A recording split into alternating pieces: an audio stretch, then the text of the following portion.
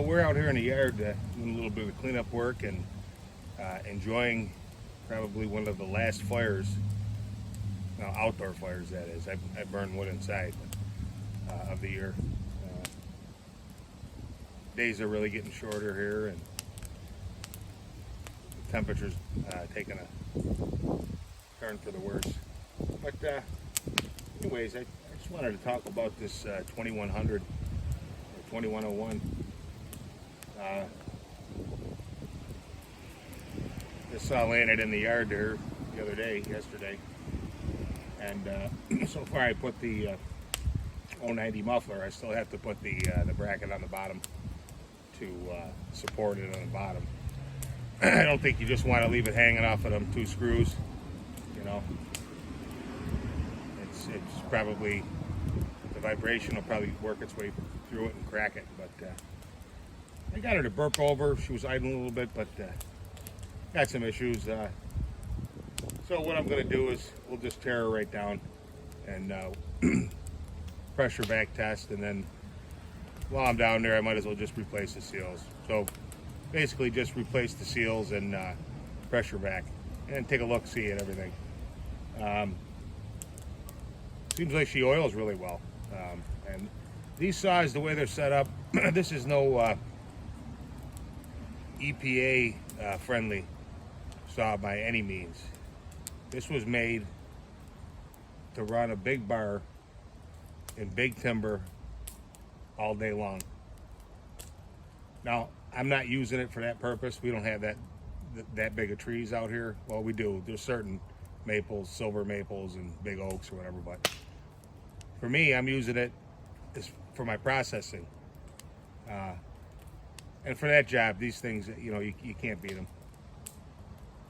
But, you know, they're only, what, like 5 cc's bigger than a 395? But if you set them up right, the 395 won't touch these things. Now, I was toying with the idea, too, of putting a 42-inch bar on here.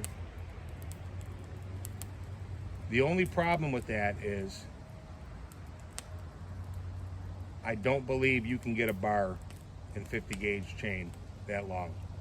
Seems like the cutoff is like 32 inches or some. I've seen one time, I think it was GB bars. They got a 36 inch that goes up to 0.050, because that's what I run.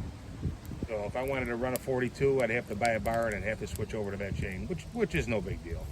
I mean, but the line of thinking being that with a 42-inch bar, I could line up 2 of them rounds and just buzz 2 of them and then just make 2 maul strikes, you know.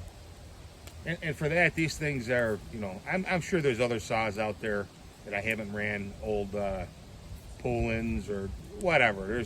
I mean, you go on that site, Mike Akers, and you look at all the manufacturers and all the, I mean, there's thousands and thousands.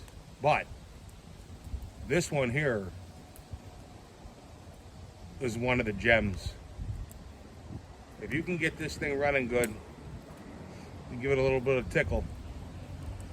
Yeah, like I said, you could win a lot of races with a saw like this. If you had a pipe on this thing, 10-tooth sprocket, and a wicket chain, you could win a lot of races with these, the way they're set up. But like I said, they're not they're not EPA friendly. You know, they pour oil out of it like crazy. There's a manual oiler, so if you're in a cut, you can pump that button and squirt some more oil on top of what the automatic oiler's giving you, and it does make a difference. You can feel it when you're cutting. So, alrighty.